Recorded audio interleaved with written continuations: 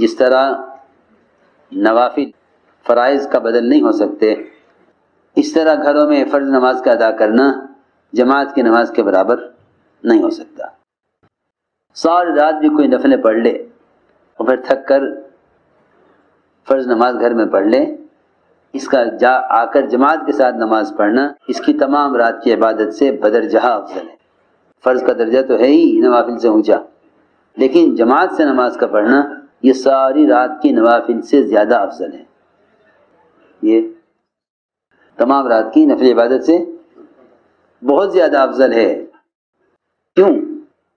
اس لیے کہ مسلمان کو چاہیے کہ نفاق کی خصلتوں اور منافقین کی حرکتوں سے بچیں۔ جتنی بھی نفاق کی علامتیں بیان کی گئی ہیں احادیث میں، وہ مسلمانوں کے لیے بیان کی گئی ہیں، منافقین کے لیے نہیں بیان کی گئی ہیں۔ ایمان والوں کے لیے منافقین کی خصلتوں کو بیان کیا گیا ہے تاکہ ایمان والے ایسی خصلتوں سے بچیں کہ یہ علامات نفاق میں سے ہے، کہ جماعت کی نماز چھوڑ دی جاوے۔ کہ منافقین جو معلوم النفاق تھے، عام منافق کا مجال تو جماعت کی نماز چھوڑنے کی نہیں تھی، لیکن جو معلوم النفاق تھے وہ فجر اور عشاء کی نماز میں مسجد میں نہیں آتی تھی۔ فجر اور عشاء یہ دو نمازیں، اسی لیے فرمایا من صلی البردین دخل الجنہ، من صلی البردین دخل الجنہ۔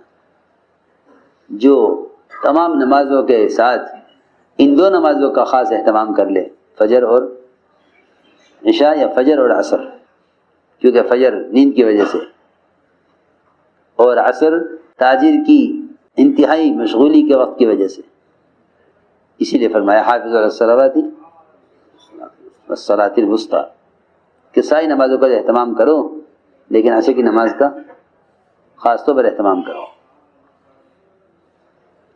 ایک جماعت سے پڑھ لی، ایک گھر میں پڑھ لی، یہ عشاء کی نماز اور فجر کی نماز یہ منافقین مسجد میں اس میں نہیں آتے تھے، یہ منافقین کا معمول ہے، یہ تو باقی نمازوں میں آ جاتے تھے لیکن فجر اور عشاء میں نہیں آتے تھے۔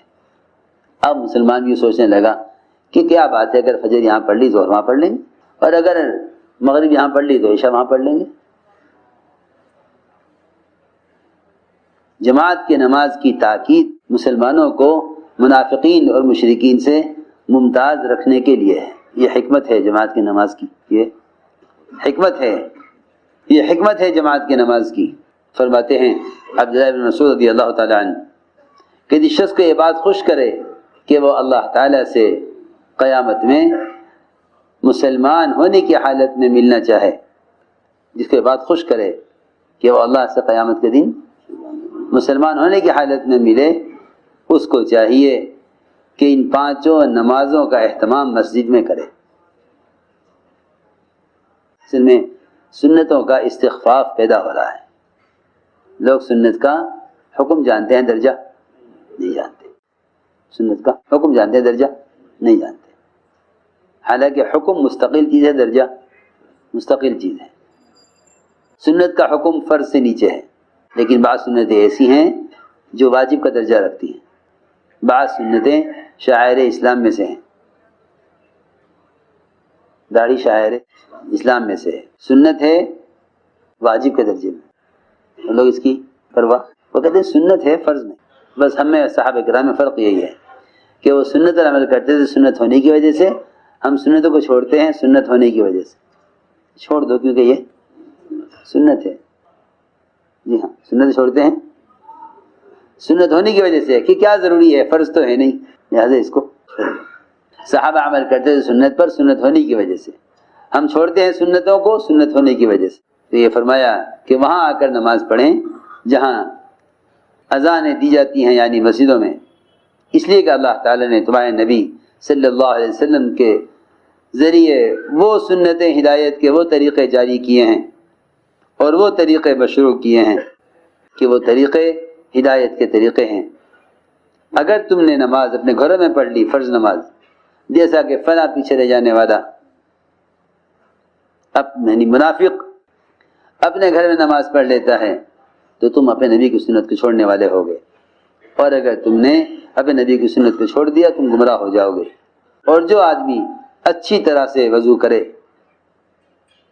خوب پاکی حاصل کرے اور پھر مسیح کی طرف چل کر جائے، اللہ تعالی ہر قدم پر اس کے لیے نیکیاں لکھ دیتے ہیں، ہر قدم پر اس کے درجے کو بلند فرماتے ہیں، ہر قدم پر اس کے گناہ معاف فرماتے ہیں۔ بلکہ اگر مسجد میں آ رہا ہو تعلیم میں شرکت کرنے کے لیے یا تعلیم کرانے کے لیے، کیونکہ صرف مسجد کے زمانے میں مسجد کا عمل صرف نماز رہ گیا ہے، اس لیے لوگ سمجھتے ہیں کہ صرف نماز کے لیے مسجد میں آنا ہے، حالانکہ مسجد کے جتنے بھی اعمال ہیں ہر عمل کی مستقل فضیلت ہے۔ اگر مسجد میں تعلیم یا تعلم کے لیے آ رہا ہے تو تعلیم اور تعلم کے سیکھنے کے لیے یا سکھلانے کے لیے آ رہا ہے تو اس مسجد میں آنے والے کو ایک کامل حج کا ثواب ملے گا۔ مسجد میں آنے پر ایک کامل حج کا ثواب، معلم بن کر آئے یا متعلم بن کر آئے، تعلیم میں شرکت کے لیے آئے یا تعلیم کرانے کے لیے آئے۔ اور یہ فرمایا کہ خدا کہ ہم نے تو اپنا وہ زمانہ دیکھا ہے کہ جماعت کی نماز سے ایک معلوم النفاق آدمی ہی پیچھے رہ جاتا ہوگا، ورنہ عام منافق کے مجال جماعت کی نماز چھوڑنے کی نہیں تھی۔ یہاں تک اہتمام ہوتا تھا جماعت کی نماز کا کہ بیمار آدمی کو 2 آدمیوں کے سہارے سے اٹھا کر لایا جاتا تھا، لا کے اس کو صف میں کھڑا کر دیا جاتا تھا۔ فرماتے ہیں معاذ بن جبل رضی اللہ تعالیٰ عنہ کہ جس شخص کو یہ بات خوش کرے کہ وہ اللہ تعالیٰ کے سے ملے، اس کے عذاب و غصے سے محفوظ ہو کر امن کے ساتھ، اس کو چاہیے ان نمازوں کو وہاں آ کر ادا کرے جہاں اذان دی جاتی ہیں، یعنی مسجدوں میں، اس لیے کہ یہ بھی سنت کے طریقے ہیں۔ فرماتے عبداللہ بن عمر رضی اللہ عنہما کہ ہم کسی آدمی کو اگر فجر کی یا عشاء کی نماز سے غائب دیکھتے تو ہم اس کے بارے میں بدگمانی کیا کرتے تھے۔ بدگمانی کیوں؟ بدگمانی کیونکہ بدگمانی منافق کے بارے میں کی جا سکتی ہے، مومن کے بارے میں نہیں۔ اور وہ مومن کیسے ہو سکتا ہے جو جماعت کے لیے مسجد میں نہ آئے؟ ورنہ کسی مومن کے بارے میں تو بدگمانی کی تو گنجائش ہے ہی نہیں۔ تو کیوں بدگمانی کرتے تھے؟ کہ بدگمانی اس لیے کرتے تھے کہ ہمارے صحابہ فرماتے کہ ہمارے زمانے میں عشاء کی اور فجر کی نماز منافق ہی چھوڑتے تھے، مسلمان جماعت کی نماز نہیں چھوڑتا تھا۔ 2 باتوں میں سے ایک بات کا خیال آتا تھا کہ یا تو فلاں منافق ہو گیا یا اتنا شدید سخت بیمار ہو گیا کہ مسجد نہیں آ سکتا۔ صحابہ کو بیمار کی بیماری کی عیادت کا خیال اس کے مسجد میں غیر حاضر ہونے کی وجہ سے آتا تھا۔ مسجد میں نہیں آیا اس کا مطلب یہ کہ کوئی زیادہ ہی سخت بیمار ہے، چلو عیادت کے لیے۔ ابو بکر ابن سلیمان ابن ابی حسمہ کہتے ہیں کہ عمر رضی اللہ تعالیٰ عنہ نے سلیمان ابن ابی حسمہ کو صبح کی نماز میں نہیں دیکھا۔ صبح گئے تمہارے بازار کی طرف گئے، راستے میں ان کا گھر پڑتا تھا، تو سلیمان کی وہاں شفا کے پاس سے گزرے تو کہا شفا سے کہ سلیمان صبح کی نماز میں نہیں تھے؟ انہوں نے کہا کہ ہاں، وہ ساری رات نفلیں پڑھتے رہے، صبح کے قریب ان پر نیند طاری ہو گئی، نیند آ گئی۔ حضرت نے فرمایا کہ وہ صبح کی نماز جماعت سے پڑھے، یہ مجھے اس کی رات بھر قیام کرنے سے زیادہ پسند ہے۔ ایک روایت میں ہے کہ شفا نے کہا کہ مومنین ساری رات تھک گئے، وہ نماز پڑھتے پڑھتے پھر سستی آ گئی، پھر فجر کی نماز کے لیے مسجد جانے کی ہمت نہ ہوئی، پھر وہ نماز پڑھ کر سو گئے۔ حضرت نے فرمایا خدا کی قسم اگر وہ مسجد نماز کے لیے آتا تو مجھے اس کی ساری رات کی تھکا دینے والی نماز سے زیادہ پسند تھا۔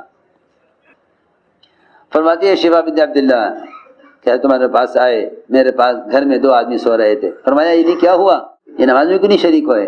میں نے کہا مومنین دونوں ساتھ نفلیں پڑھتے رہے پوری رات۔ شبین ہوتے ہیں نا، شبین رمضان میں عام طور سے تم دیکھو گے وہ اذان کا انتظار کرتے ہیں، بس اذان کسی طرح ہو جاوے جلدی سے، اور جلدی سے 2 رکعت نماز پڑھ کے فجر کی اور سو جائیں۔ مسجد میں جائیں گے وہاں دیر لگے گی، ہاں ساری رات عبادت کی ہے۔ یہ رمضان میں عام طور سے لوگ یہ کرتے ہیں، رمضان میں لوگ عام طور سے کرتے ہیں، حفاظ کرام تو خاص طور سے، جی ہاں حفاظ کرام یہ کرتے ہیں، رات بھر عبادت کی اور فجر کی نماز گھر میں پڑھ کے۔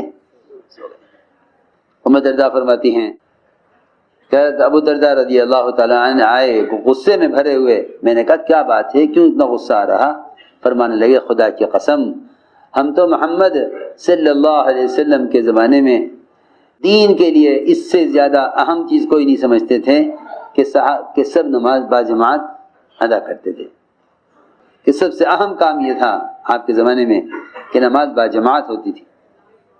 فرماتے ہیں نافع کہ عبداللہ بن عمر رضی اللہ عنہ اگر کسی علت یا کسی مجبوری یا کسی عذر کی وجہ سے ان کی عشاء کی نماز جماعت سے چھوٹ جاتی تو وہ اس کی تلافی میں فجر تک کی اذان تک نفلیں پڑھتے رہتے, فجر کی نماز تک ساری رات نفلیں پڑھتے رہتے عشاء کی نماز جماعت چھوٹ جانے کی وجہ سے.